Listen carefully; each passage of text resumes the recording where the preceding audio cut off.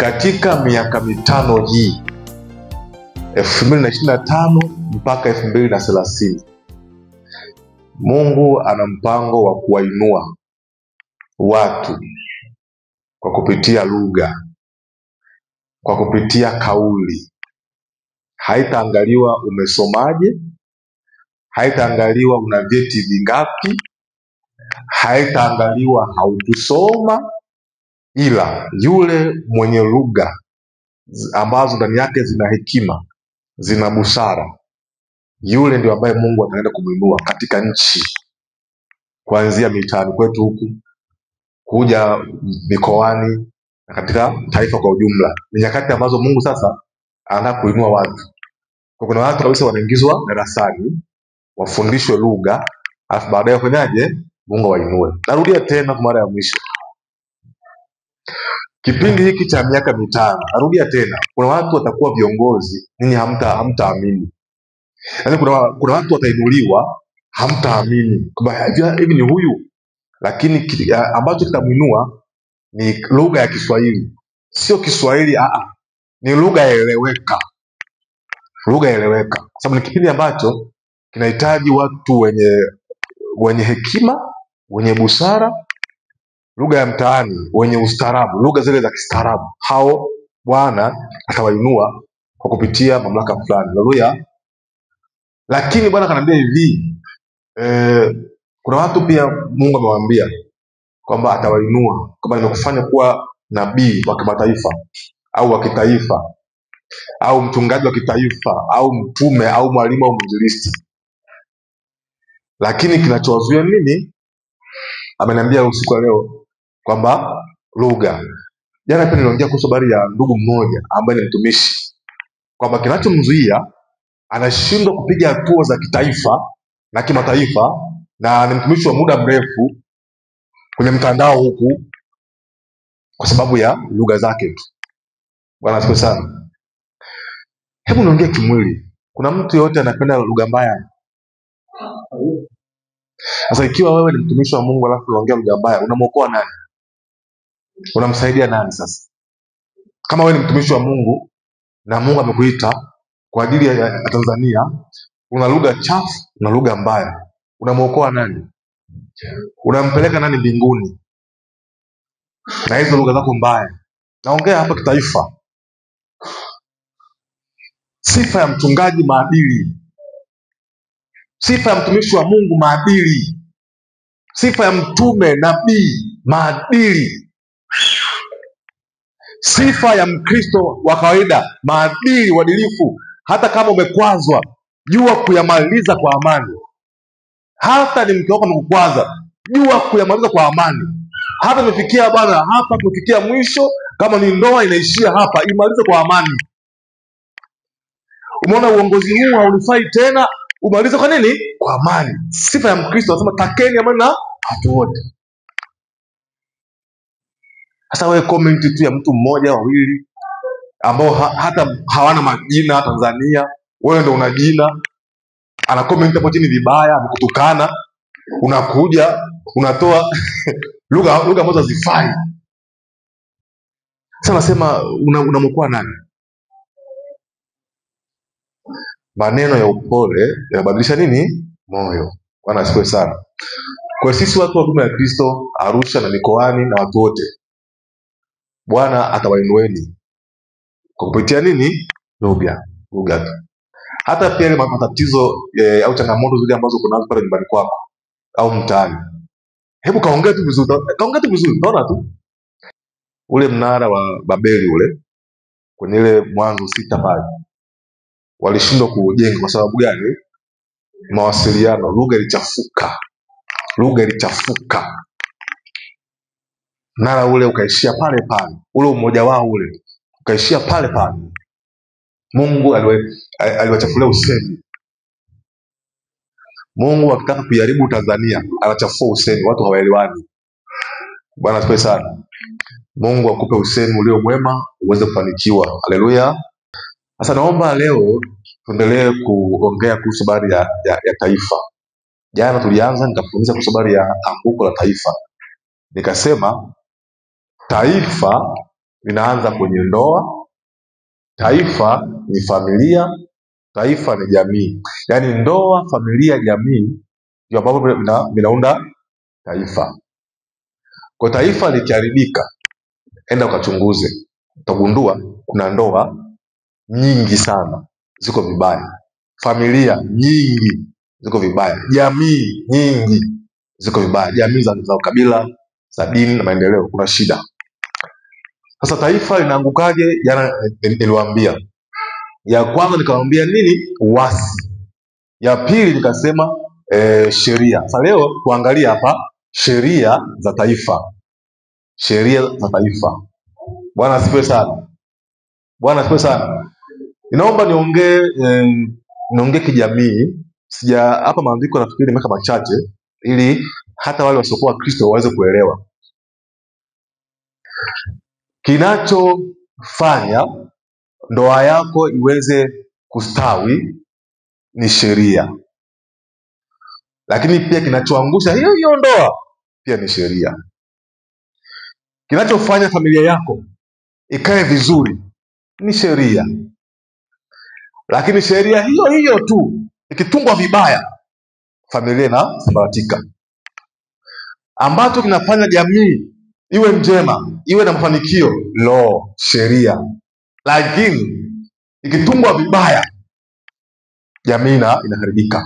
Na nisikia vizuri Kwa hiyo kinachofanya watu fanikiwe ni nini? Ni sheria, lakini pia sheria hizi zinakuangusha wewe. Ukivunja sheria ya kula, utaanza kuumwa tumbo, sukari, presha na kadhalika, kwa sababu kuna sheria za kula umezivunja. Na nisikia vizuri Unasikia vizuri? Macho yako haya pia yana sheria zake ambazo unatakiwa uzingatie. Ukivunja sheria ya macho, utaona kijana mdogo miaka 30, 25 unavaa miwani, tena miwani ya macho ina lenzi kali kweli, yani kijana mdogo tu. Kwa sababu gani? Angalia, huyu mtu amevunja sheria za nini? Za macho. Au miaka 35, 40 amevaa miwani, kavunja sheria za macho. Kwa hiyo sheria haina huruma, kwa sababu sheria inataka wewe uitekeleze. Kuna sheria za kufanikiwa, huhitaji kuomba sana. Okay, kuomba kunakupa connection, unaunganishwa. Kuchukua mafanikio, ni sheria.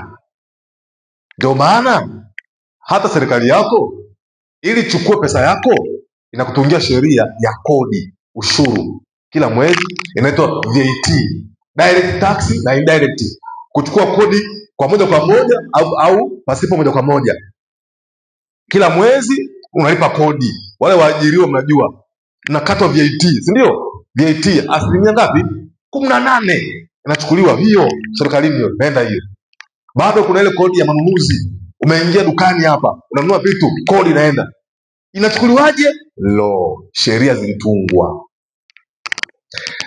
Naenda kule Marekani, wanajua Marekani vizuri kule, sheria zao zikoje kuhusu kumiliki majumba zikoje, kuna jinsi zimekaa vibaya.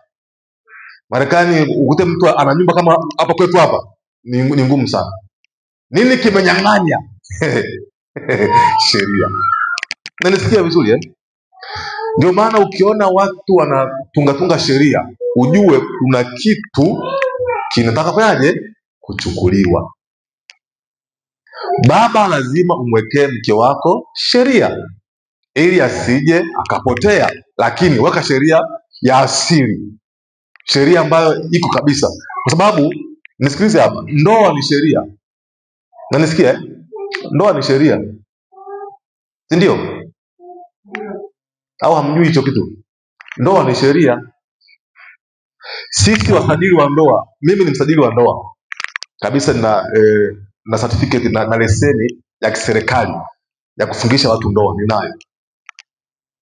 Kwa hiyo ile leseni ya kisheria ile, na kabisa hapa nakubariki ile ya Mungu, kwamba kawabariki, kwamba ukiona mahusiano haya yamekaa vizuri kwa Mungu nayabariki. Kimwili natoa cheti cha kiserikali cha kisheria, Ndio maana siku ukiporonga huko na mke wako na mume wako, kuna jinsi naweza nikatoa maoni kule kwenye mahakama kabisa ukafungwa. Na nisikia vizuri Familia pia ni sheria. Wewe piga mtoto wako vibaya, umvunje, alafu polisi waje wakuchukua hapo uone. Unawekwa ndani. Mtoto umezaa mwenyewe lakini unawekwa ndani. Kwa nini? Familia ni jamii. Mtoto umezaa mwenyewe, si ndio? Wewe kapige uone. Piga, vunja mkono au mchome au ngue. Unafungwa, unawekwa ndani. Imeanzia wapi? Hapa. Naelewa ninapoongea. Njoo hata kwenye jamii. Mtu akapita hapo, akatukana, si ndio? Ukamrekodi, pelekea polisi hapo. Wanamtafuta, kamata, ndani. Kwa sababu gani? Hakurekodi. Okay. Kwa sababu gani? Ni watu wanajenga taifa hilo imara. Bwana asifiwe sana. Kwa hiyo katika maisha ukitaka kufanikiwa, jitahidi sana kujiwekea sheria ambazo zitafanya kufanikiwe. Sasa sheria tunazipata wapi? Asili ya sheria tunazipata wapi? Bwana asifiwe sana. Haya, twende nisomee kitabu cha Mathayo 23 mstari wa 23. Mwingine fungua Luka 11 mstari wa 42. Tusome hii mistari, utaona sheria tunazitoa wapi. Soma.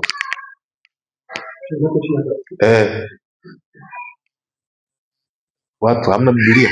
Ole wenu waandishi na Mafarisayo, ole wenu waandishi na Mafarisayo, wanafiki, kwa kuwa mnalipa zaka za minana na bizari na jira, lakini mmeacha mambo makuu ya nini? Sheria. Yani anafanua. Yani adili na rehema na imani. Hayo unapaswa kuyafanya. Sikiliza. Hapa afanua Yesu. Hapa anaongea Yesu. Anawaambia wale Mafarisayo, walimu wa sheria wale, anawaambia, ninyi ni wanafiki sana nyinyi. Mnachukua zaka za minana, mnalipa zaka za minana, za binzari, za ila. Mmeacha mambo makuu ya sheria.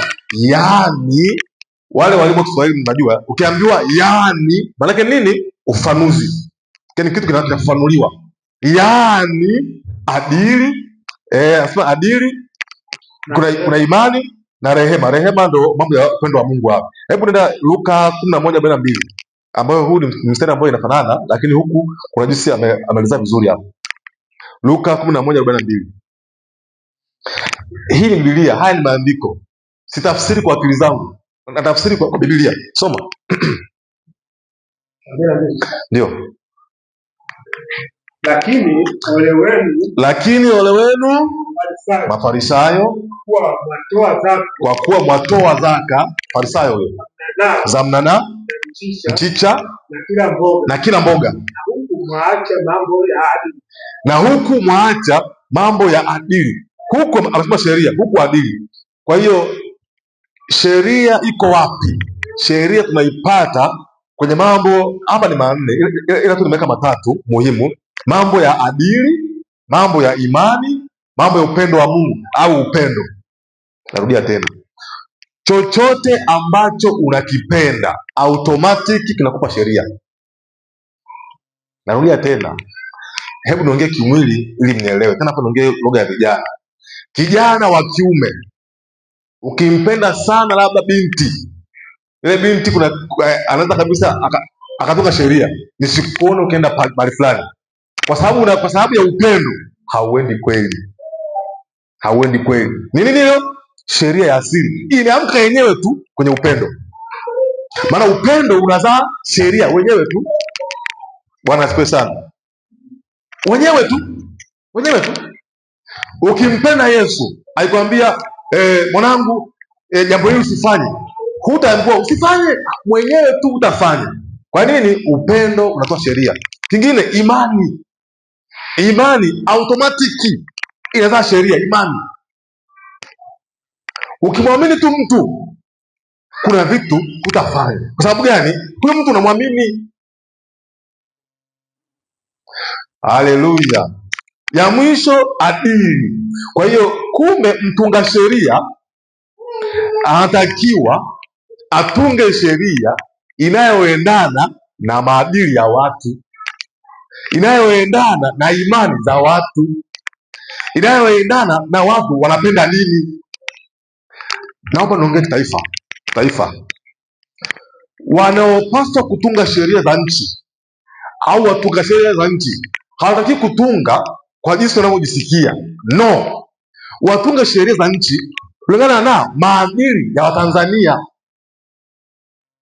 kulingana na imani za Tanzania. Tanzania kuna Wakristo, kuna Waislamu, kuna wasiokuwa Wakristo wala Waislamu, lakini wana imani zao. Kwa hiyo ili sheria isije ikasumbua, itoke wapi? Kwenye imani. Bwana asifiwe sana. Kwa hiyo sheria iko kwenye nini? Adili, imani na upendo. Bwana asifiwe. Bwana asifiwe sana. Nini maana ya sheria? Kwa tafsiri ya sekula ya ulimwengu wanasema ni mfumo wa kanuni na utaratibu, yaani ni muundo wa kanuni na utaratibu, sheria. Lakini kibibilia sheria ni baraka na nini na laana. Ukisikia sheria kwa mujibu wa Biblia inavyotafsiri, kisha Mungu akawabariki akawaambia, zaeni mkaongezeke, kaleze nchi. Walipokosea Mungu akawalaani. Bwana asifiwe sana. Haleluya. Sasa hebu tuangalie faida za sheria. Hapa nafundisha vitu hivi utafikiria niko darasani, lakini kweli darasa hili ukiwini hapa, kufanikiwa haya nasema hapa, kuyaelewa vizuri umefanikiwa. Narudia tena, hata mimi naongea hapa, mafanikio yangu yote nayatoa hapa kwenye sheria. Okay. Hata ninapohudumia watu na wahudumia watu kisheria kabisa. Hutaki kufuata sheria za kanisa la huduma ya Kristo, basi tafuta kanisa lingine. Na hudumiaga hivyo mimi. Tutaongea vizuri mtaani, nyumbani. Tukiingia tu hapa kanisani, nazingatiaga hapa. Hata wewe uliokaa hapa, umekaa hapa kisheria zipi? Za Mungu kabisa. Ndio maana ukianza tu kuvunja sheria za Mungu, hatutaelewana. Yaani kabisa hatutaelewana. Mchungaji ni mzuri, lakini siku hizi amekuaje? Sio nimekuaje. Wewe ndio ubadilika, umeacha kushika hizi sheria ya Mungu. Nanisikia vizuri? Na wewe ni hivyo hivyo.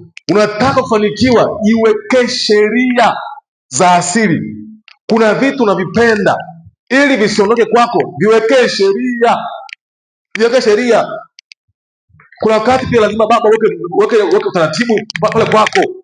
Jamani wanangu, sikilizeni. Mambo ya usiku siyataki. Kama ukijiona umekuwa una vindevu, tafuta mji wako kae huko. Kwangu usiku sitaki.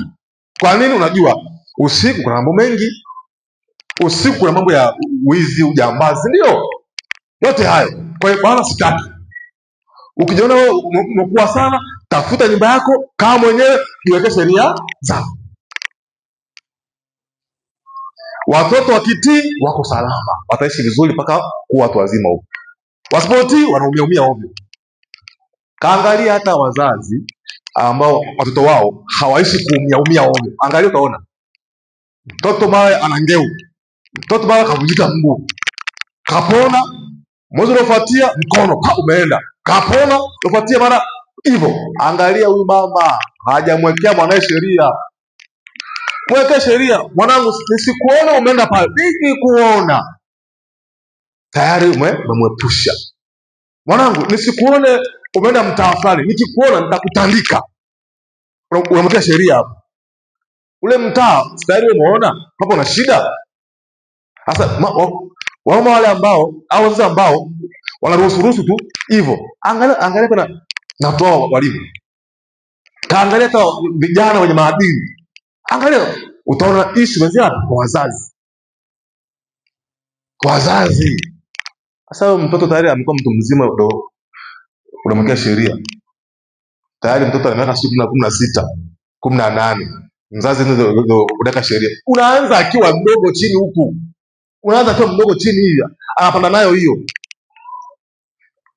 Sasa hivi nafundishwa, mnaambiwa eti kuna neema, kwa hiyo mwache sheria. Haya. Matokeo ndio haya sasa mnaona. Jamii imeharibika. Watu hawana adabu. Watu hawaheshimiani. Kwa sababu gani? Wamechukua vitu ambavyo sio. Hata ninapoongea leo hii kwenye ndoa zetu hizi, ndio tuko tu hivi, lakini angalia, tunaficha tu hivi, lakini tu angalia huko ndani, watu hawaheshimiani, watu hawana sheria. Heshima ya nani? Heshima ya kambale. Kila mtu ana ndevu, kila mtu ana sharubu huko ndani, mama sharubu, baba sharubu, wote mandevu tu, hamna mkubwa, hamna mdogo.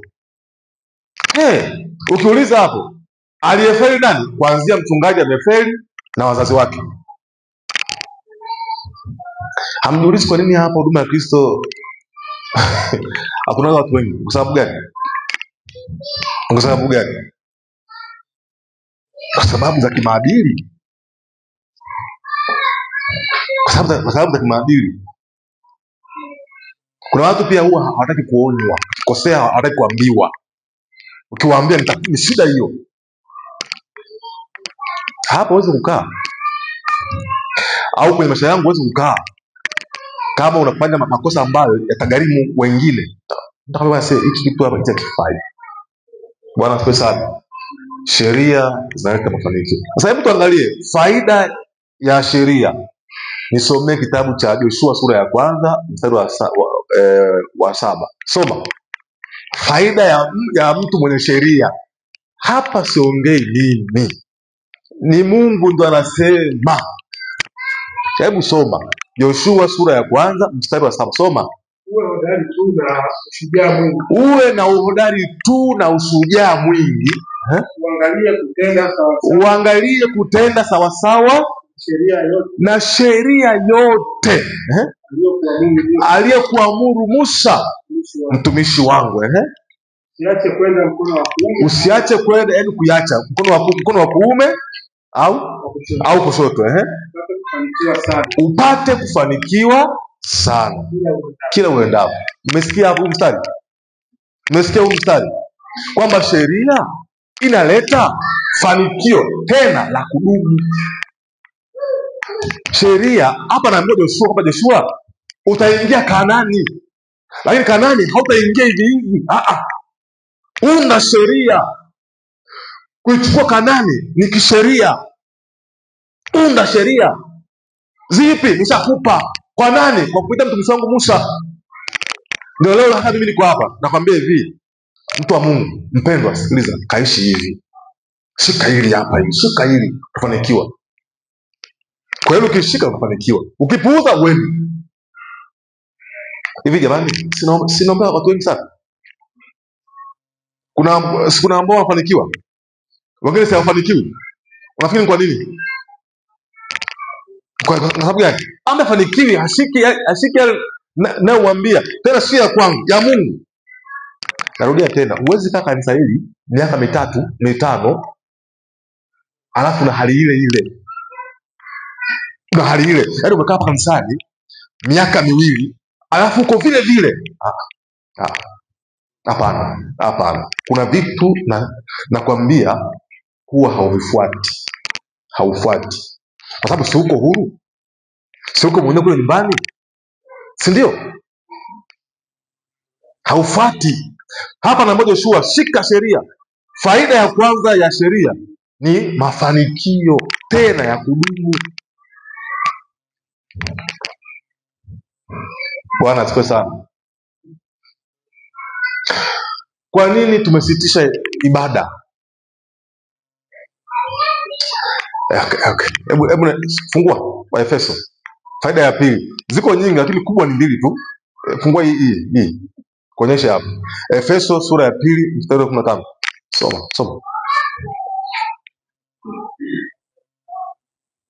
Soma. Naye akiisha kuondoa ule uadui Sikiliza hapa, anasema naye akiisha kuondoa ule uadui kwa mwili wake, ndiyo sheria ya amri zilizo katika maagizo. Umeelewa mstari? Kwamba sheria inaondoa nini? Uadui. Faida ya sheria inaondoa uadui. Mimi na mchungaji hapa tumegombana, tuna uadui, ili mimi na huyu kupatane, tunaunda sheria. Hiyo sheria tunaundaje? Hebu aseme pastor, nini ambacho kwangu kimekuuzi? Bado umeniuzi hapa na hapa. Na mimi hapa na hapa, na basi mambo haya kuanzia leo tuyaache. Kipi ambacho kwangu nafurahia? Nafurahia hiki. Na wewe hiki. Basi tuishi kwenye haya hapa. Sheria hiyo tayari. Uadui umekufa hapa. Sheria inaondoa uadui. Hata mambo haya nchi yetu haya ya watu kutokuelewana ni ishu ya kisheria tu. Tukio la tarehe 29 ni hapa tu, sheria tu hapa ni sheria tu. Sheria hizi zikiundwa vizuri, watu wakakaa chini wakarekebisha, tayari.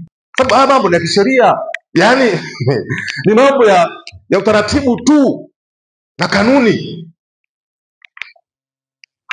Sheria inaondoa uadui. Jamani, hebu niongee vizuri. Wale ambao mpo kwenye ndoa au ambao mlikuwa kwenye ndoa, kuna kipindi kabisa labda wewe na mwenza wako mlikosana, si ndio? Akaja mtu kuja kuwasuluhisha, si ndio? Huyo mtu anaongea nini? Anaongea makosa, si ndio? Hayo makosa anatoa wapi? Kwenye ndoa, sheria ya ndoa, kwamba wewe unatakiwa uishi na mke wako hivi, wewe unatakiwa uishi na mume hivi, wanaume unaishi nao hivi. Maana pia wana sheria za asili ambazo wameumbwa nazo. Wanawake wana sheria zao za asili wameumbwa nazo, wako hivi, hizo hazibadilikagi hizo. Hata kiokoka nawaambiaga watu kwamba mwanaume ni mwanaume tu, hata kama ameokoka ni mwanaume tu. Kuna vitu anaweza kavifanya hata kama ameokoka, kama hajawekewa sheria. Mwanamke ni mwanamke tu, hata akiwa mchungaji, akiwa askofu, kuna vitu atafanya tu kama hajawekewa sheria kabisa. Nanisikia vizuri eh? Lugha hapo nje, anayefuga mbwa si mbwa tu, hata umuingize hapa ndani si mbwa tu, lakini unamwekea sheria. Mbwa hamna kuingia kanisani hapa. Wewe ingia hapo uone, ingia utakula mawe, lakini habadiliki basi huyu mbwa ni mwema sana. Ni mbwa tu. Kuna watu wanafuga chui, tunaonaga mtu anafuga chui, bado unasikia yule chui kala mtoto. Mtu amejisahau kwamba huyu ni chui, huyu ni wa mwituni huyu. Kuna mtu anafuga simba. Kuna mmoja nafikiri ni Sweden, simba kamla mfugaji. Yaani yule ni Denmark ndio anafuga simba tangu akiwa mdogo hivi, kamfuga vizuri, kama mkubwa kamla. Kasahau kwamba hivi huyu ni simba tu, huyu ni wa mwitu, huyu ni mlaji huyu. Kumbe atakuwa ameweka sheria kwamba wewe ni simba, lakini muda wote nyororo wapi? Shingoni, haitoki. Nawaambiaga wanaume, sheria ya wanaume wote duniani kamili, wale ambao hawana matatizo ya kibiolojia. Usijipeleke mahali ambako kuna wanawake wa aina yako. Hata kama umeoa utaanguka tu, hata ukiwa askofu utaanguka tu. Usijipeleke huko. Hii inaongea kitaifa hapa, saidie vijana wa kiume. Usijitie kwamba eti wewe una Roho Mtakatifu sana, umejazwa Roho Mtakatifu, alafu unaingia ukahabani. Tena makaba wenyewe ni wale wa aina yako, yaani wale wa mvuto wako wanakuvutia. Mimi nimeokoka, kwa hiyo hamna, naingia tu huko. Hata usiende. Utaingia mara ya kwanza, ya pili utarudi mwenyewe. Kama unaingia, ingia, piga injili, ondoka. Kama Yesu ameingia kwenye madanguro, piga injili, akaokoa wawili pale, akaondoka. Sio kukaa nao pale. Nimeokoka ndio na Yesu, lakini marafiki walikuwa nao walevi. Utakunywa tu. Miaka hiyo ya Juma na mimi pia nilikuwa huko, mambo ya biabia hizi nilikuwa huko. Nilipoamua kwamba kuanzia leo nimeokoka na hata ya mambo, cha kwanza futa vijana wote, kata ile wote, kwamba hii ni sheria yangu. Nikahama mpaka mitaa hapo, mpaka mitaa nikahama na wakimbia marafiki, kimbia huyu hiyo. Unaingia kazini vizuri, jioni unatoka, watu na pesa, watu wanahamia wapi? Kwenye kilingo, unakunywa wewe. Mimi nikaacha. Sasa hivi nimeamua kuokoka. Kwa hiyo kwanza tu kabla ya muda nimeondoka, au nabaki ofisini pale naandaa mambo yangu ya kihuduma. Kipindi hicho ndo wito umekuja. Sasa wewe mwenzangu, eti pombe nimeacha, lakini marafiki uko nao wote zabia tu. Au ni binti labda umeamua nimeacha uasherati, lakini marafiki uliokuwa nao kuchukua waume za watu ni kawaida tu, alafu uko nao na wewe utachukua tu. Weka sheria kuanzia leo, marafiki hawa ni makahaba, sitaki tena, kaa mbali. Hello, hivi naeleweka vizuri? Bwana asifiwe sana. Kuna usemi ule wa Kiswahili, aliyekutwa na ngozi ndio mla nyama, si ndio? Kabisa, wewe ni kijana tu, badala uvae nguo smart tu, si ndio? Unavaa nguo kama mwizi. Hivi unafikiria sasa ukija hapo tena hasa kipindi kama hiki kama hiki unavaa kama mwizi. Wewe sio mwizi, lakini unavaa kama mwizi. Unavaa visuali nimekubana. Arusha huko mnyonyo alafu makampani yako ndio wale wavuta bangi uko nao pale hivi. Wewe hauvuti, lakini wakija wanachukua na wewe. Kwa nini? Alienda ngozi ndio nani? Bwana tuko sana. Ndio kama sasa hivi tunaongea hapa ili pia taifa lituelewe kwamba si watumishi wote wanaokosea na sisi tuko nao. Wengine sisi hatuko nao. Kabisa tueleweke. Mtu anasema huko choma nini? Choma sheri. Choma kituo cha polisi. Si mtumishi huyo? Nasema kumbe hawa ndio za kwao. Sasa tuwaangalie. Bani, polisi wote angalieni wachungaji hawa. Kumbe wengine hata hatuna hayo mambo. Sasa tunaishi kwa hofu tu. Ukiwa defender wewe unaruka. Kwa sababu gani? Kuna mmoja huko ameshaharibu huko. Alafu amekimbia nchi. Mbaki nyie huko. Sheria ya asili. Kwamba ndio wote hawa. Kuna kipindi ilifikia Waislamu walikuwa wanachukiwa na ulimwengu. Kwa sababu gani? Ya Osama. Nafikiri nakumbuka wale ambao kidogo mmezaliwa 2000 ya mwezi haleluya. Tukio la ngapi ile? Ilikuwa ni nini? Septemba 11 11 ndio 2000 ngapi? 21 ilikuwa. Osama alipiga pale Marekani pale. Matungua ile nani? Gorofa lile. Miaka hiyo. Waislamu wote duniani walitukiwa. Kumwona Muislamu huyu gaidi. Mtu huyu mmoja tu. Kumbe sio Waislamu wote. Ni Osama peke yake. Ni yeye mwenyewe kule karibia wengine. Bwana tuko sana. Sawa. Matokeo ya utungaji mbaya wa sheria za ndoa, familia, jamii. Tokeo la kwanza utaona tu uadui. Yaani ili tu ujue kwamba hii sheria niliwekea wanangu pale nyumbani. Angalia, utaona kila siku mnagombana na mtoto wako. Kama ni nchi, raia wataanza kugombana. Ujue sheria hiyo imetungwa vibaya, watu warudi waangalie upya, maana matokeo hayadanganyi, result never lie. Si matokeo haya ya kutengeneza. We tunga sheria alafu iingize mtaani, utaona tu kama ni ya asili, inaadili, ina imani, ina upendo, haipingwi, haipingwi. Kwa hiyo ya kwanza, matokeo ya utungaji mbaya wa sheria, kunaibuka vita. Ya pili, kunaingia kifungo cha kwanza ambacho tutakiona ni kifungo cha uzazi.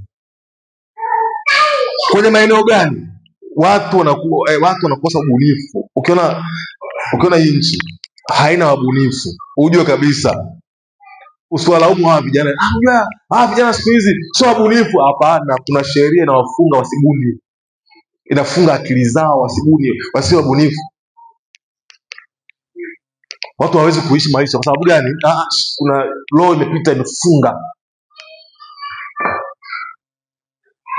Watu hawezi kuvumbua vitu, sio kama hawana akili, akili wanazo, sheria iliyotungwa. Watu hawezi kuanzisha vyanzo kabisa. Wako watu hapa, mpe hata mtaji huu hapa, nenda kaanza biashara, hawezi. Kwa nini? Naenda kwa mtaani, kuna sheria za asili ziko zimekaa, zinamzuia asianzishe. Zingine kabisa ni za kutunga tu, imetungwa. Uzazi kizazi kinafungwa, watu hawezi kuzaa, na ikibidi wazae kwa uchungu. Ikibidi mtu basi, kama ni biashara afanye mpaka jasho limtoke, apigane huku, apambane ndio aanze. Shida ipo kwenye sheria. Kingine ni maendeleo. Jamii inakuwa haina maendeleo. Kanisa, mbona kanisa hili haliendelei? Kuna visheria huku vimewekwa. Vingine sio mchungaji, kuna mtu tu mmoja hapa ameongea maneno hapa katikati, unajua tayari watu wakapokea sheria, kanisa likui. Msimone fulani kwa hivi tayari ni kweli, imani inaingia. Ni kweli, hata mimi nilionaga hivi, tayari sheria imeingia, kanisa alikui.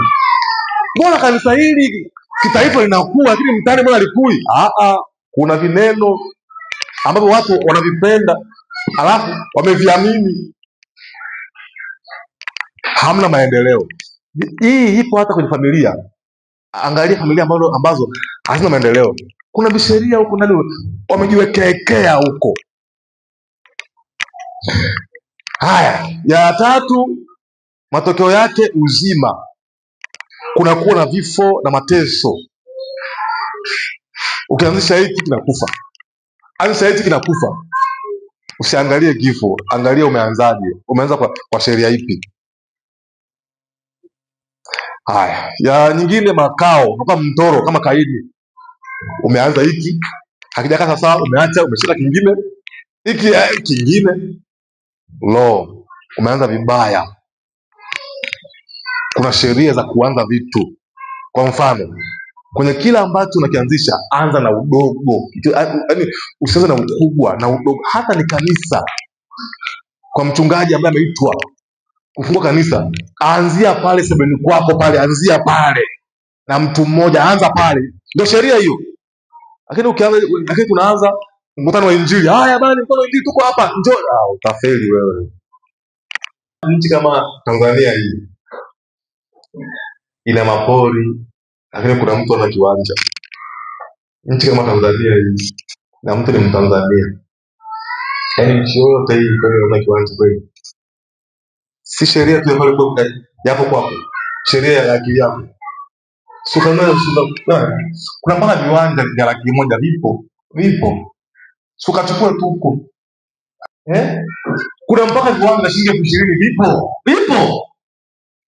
Nchi kama hii kwetu hii, mtu hana kiwanja,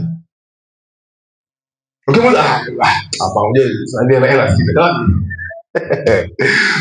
viwanja mpaka na shilingi $20,000 unapata Tanzania hii.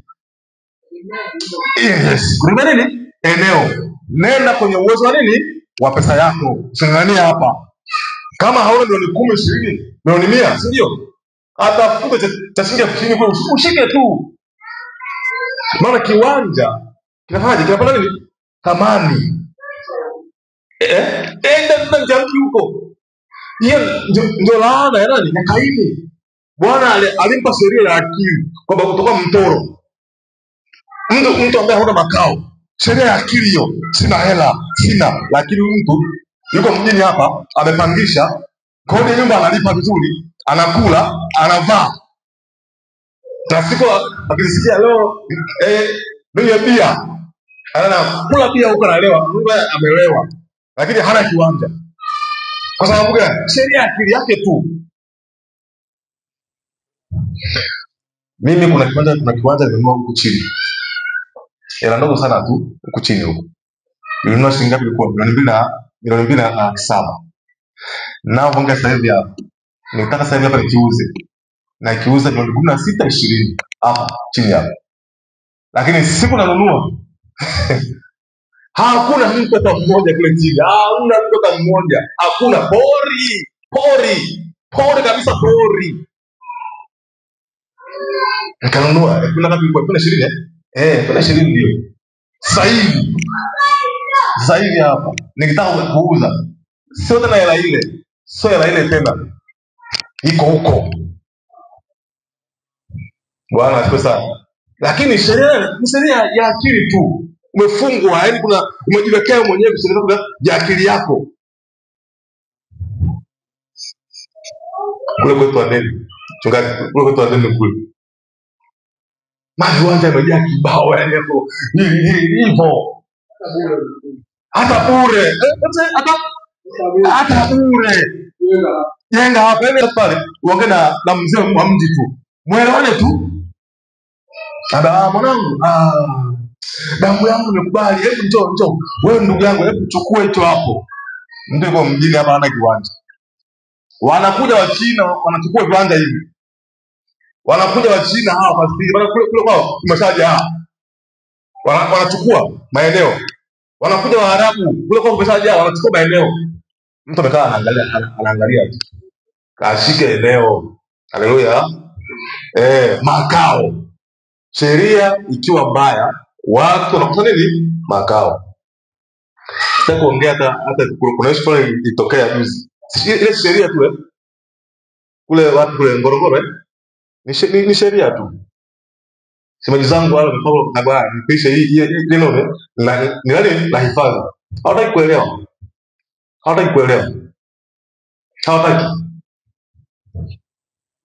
Kwa nini? Anamwambia hapa nimezaliwa hapa mimi. Baba yangu amefariki, nimemzika hapa. Mwanangu amefariki, nimemzika hapa sitoki. Sasa huyu mtu sheria anakuwa nini? Amwache, sio? Amwache tu. Unamwacha tu kwa sababu bado maneno yako. Tu mbele yako. Bwana, hizi ni sheria za akili tu hizi. Bwana asifiwe sana. Nataka nirudie tena. Hivi mtu aliyepangisha nyumba na makao? Si kwamba hapa nawasema mmepangisha nyumba. Sina maana hiyo. Sababu hata mimi pia silikuwa huko hata mimi nilikuwa huko. Ninachosema ni hivi, mimi sitaki nikutie moyo uendelee kupangisha, sawa Sitaki nikutie moyo hivyo. Ongea hata na mume wako. Mwambie kabisa, bwana, piga huo, lakini hebu tu shika mahali. Yaani mpe tu ya akili. Mwambie bwana, ndio tunapanga. Hatulia nini? Ya kesho, si ndio? Shika mahali tu. Hata ikiwa nje ya mji, wewe shika tu. Hata unatokea siku umekufa, basi ile eneo ukakuzike pale basi. Yaani usisi kimjini sana hivi. Bwana asifiwe sana. Haya, ya mwisho mikataba. Sheria ikiwa mbaya, mikataba pia inakuwa mibaya. Hii kama nisiseme. Nimeona niongee haya kitaifa ili angalau niweze kusaidia baadhi ya watu. Sababu hizi elimu hizi nyingi ziko shuleni, tena hasa vyuoni. Watanzania wangapi wameingia chuo kikuu? Wachache. Hii mambo wengi, yani ya mambo mengi hapo kule juu. Sasa mtu kabisa hata elimu yenyewe ilikuwa ni shida, wazazi hawana pesa. Kwa hiyo nayofundisha hapa naomba usimame, tuvunje sheria zote mbaya kwa damu ya Yesu. Sheria ya akili, sheria ya afya, sheria ya kanisa, sheria ya mtaa, ya ibilisi, tuivunje kwa damu ya Yesu Kristo. Shika kichwa chako, sema sheria ya akili yangu niliyoiweka. Sema kila sheria mbaya ya ufahamu wangu niliyoweka mwenyewe au niliyowekewa, sema kuanzia sasa, sema anza kutoweka. Sema anza kutoweka. Sema anza kutoweka. Sema kila sheria mbaya niliyorithishwa katika ukoo wangu, katika jamii yangu, katika nchi yangu, sema kuanzia sasa anza kutoweka. Anza kutoweka kwa jina la Yesu. Kwa jina la Yesu. Hebu anza kuomba, ombea akili zako, ombea fahamu wako. Katika jina la Yesu Kristo, inaondoa kila aina ya sheria mbaya, kila aina ya sheria mbaya ambazo zimewekewa katika dini, katika ukoo, katika familia, katika damu ya Yesu Kristo, katika mitaa. Inaondoa hiyo sheria kwa jina la Yesu, kwa jina la Yesu, kwa damu ya Yesu, kwa damu ya Yesu. Nikaachie fahamu zangu katika jina la Yesu Kristo, Mwana wa Mungu aliye hai. Kwa mwanaume shika kiuno, kwa mwanamke shika tumbo. Tunaombea uzao. Haleluya. Sema kila sheria mbaya niliyoiweka kwa kujua pasipo kujua kwenye uzao wangu, sema kuanzia sasa, Roho Mtakatifu pita sasa ukifuta hizo sheria kwa jina la Yesu. Sheria za kurithi, sheria za kurithi katika jamii yangu, katika ukoo wangu, nilizopitisha kwenye familia yangu, kuanzia sasa nazitengua kwa jina la Yesu. Endelea kuomba katika jina la Yesu Kristo. Natengua sasa kila sheria mbaya ambazo nimepitisha katika uzao wangu kwa jina la Yesu Kristo. Natengua sheria ambazo nimepitisha kwa watoto wangu kwa kujua pasipo kujua, na zitenguke katika jina la Yesu Kristo, Mwana wa Mungu aliye hai. Kwa jina la Yesu Kristo, Mwana wa Mungu aliye hai, kwa damu ya Yesu Kristo, sema ninaharibu kila sheria ya kifo katika nchi yangu iliyotengenezwa, sheria ya mateso iliyotengenezwa kwenye nchi yangu, kwenye jamii yangu. Sema kuanzia sasa ninaachilia Roho wa Mungu akapite sasa akizifuta kwa jina la Yesu kila mashauri yaliyo mabaya yaliyojenga sheria za mateso kwenye maisha yangu. Kuanzia leo futika kwa jina la Yesu. Anza kuomba, futa kila sheria za vifo, za mauti juu ya wananchi wa Tanzania au juu ya Tanzania, juu ya ukoo wako, familia yako. Sheria ambazo zimewekwa nao kaanza kuteseka, zikafutike. Sheria ya mateso ikuachie, sheria ya mateso iniachie na ikuachie katika jina la Yesu Kristo, Mwana wa Mungu aliye hai. Kwa jina la Yesu Kristo, Mwana wa Mungu aliye hai, kila sheria ya utesaji, kila sheria ya kuteseka katika uchumi, katika afya, ikuachie katika jina la Yesu Kristo, kwa damu ya Yesu Kristo, kwa damu ya Yesu Kristo. Sema ninavunja na kutengua na kufungua kila kifungo nilichofungwa kwenye maisha yangu, kifungo cha sheria kupitia mashauri, kupitia mapepo, kupitia uchawi, kupitia ushirikina. Kila kifungo nilichofungwa katika uchumi, sema kuanzia sasa navunja hivyo vifungo kwa jina la Yesu, kwa jina la Yesu. Endelea kuomba sasa, kila mmoja endelea kuomba, funga vifungo, fungua kila kifungo ambacho tumefunga leo. Ufunguliwe. Kifungo cha watoto wako ndio wafunguliwe. Kifungo cha mateso ndio kikuachie niachie. Wewe kifungo wa mateso, kifungo cha kuteseka kwenye uchumi, kwenye kanisa, kwenye familia, kwenye ndoa, kwenye mtaa tu ya nchi, kila kifungo kibaya, kuanzia sasa, kuanzia leo najitenga nacho sasa, kwa jina la Yesu Kristo, mwana wa Mungu aliye hai, kwa damu ya Yesu Kristo, mwana wa Mungu aliye hai. Haleluya, haleluya, amen. Kaa kimya, niombe sasa, nikuombee. Haleluya. Baba, katika jina la Yesu, Bwana Yesu, naomba sasa kwa ajili ya watu wa audio, kila kifungo cha rohoni, sheria ya roho iliyopita, sheria ya roho wa kuzimu iliyopita kwenye audio, kwenye video na kwenye YouTube na hapa Arusha, sheria ya roho iliyokufunga, unashindwa kufanikiwa, unashindwa kupiga hatua katika ndoa yako, familia, uchumi, mahusiano, hiyo sheria naivunja sasa kwa damu ya Yesu. Sheria ambayo imetungiwa na ikapitishwa, kuanzia sasa naifunga kwa damu ya Yesu Kristo. Sheria ya magonjwa uliowekewa na ukaaminishwa kwamba huo ugonjwa ni wa kwako, ukuachie kwa damu ya Yesu, ukuachie kwa damu ya Yesu. Bwana akuponye na haya magonjwa, Bwana akuponye na umasikini, Bwana akuponye na mateso, akuponye na vifo. Bwana, tuponye watu wako na kila sheria ya rohoni tuliowekewa. Bwana, wewe unajua, mengine sisi hatujui, lakini Bwana wewe unajua, maana iko sheria ya siri iliyowekwa na Ibilisi juu ya watu wa Mungu. Bwana, naomba sasa ukaifute kwa damu ya Yesu Kristo. Haleluya, amen. Naomba ukae. Haleluya,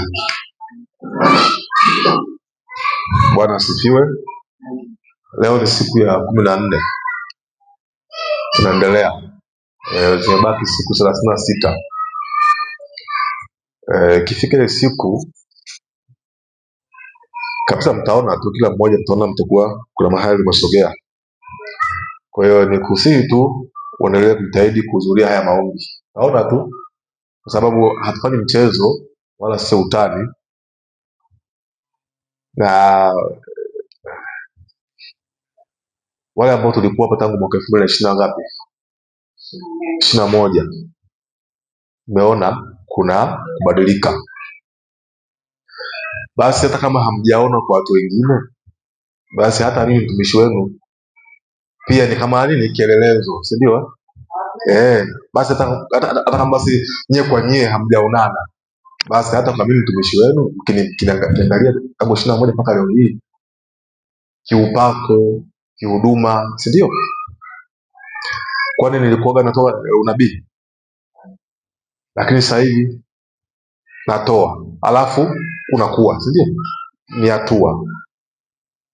Imekujaje? Maombi ndo haya tunaambia jamani, tuna maombi siku 14, tunaomba.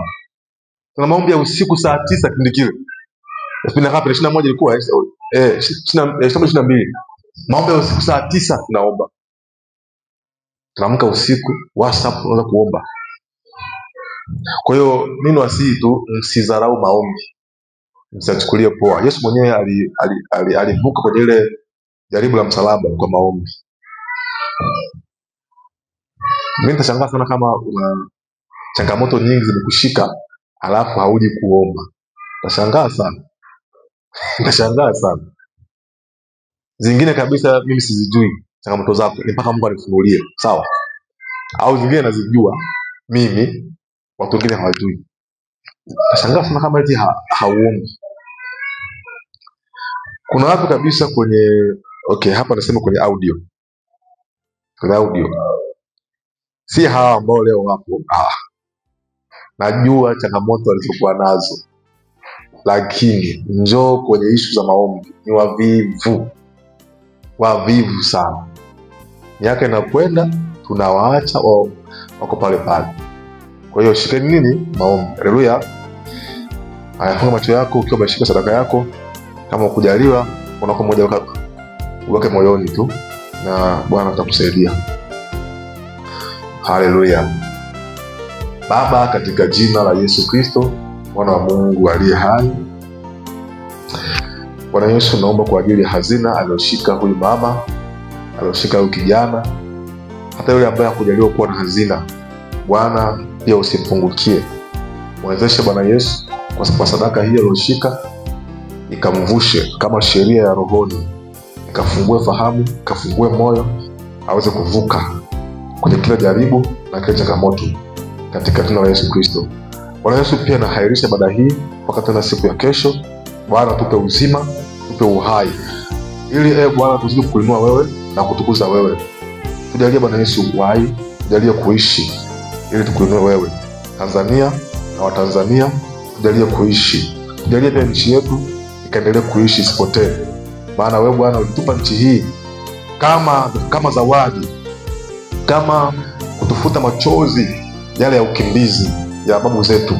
Bwana Yesu tuwezeshe leo tuishi salama kwa damu ya Yesu Kristo. Haleluya. Amen. Amen.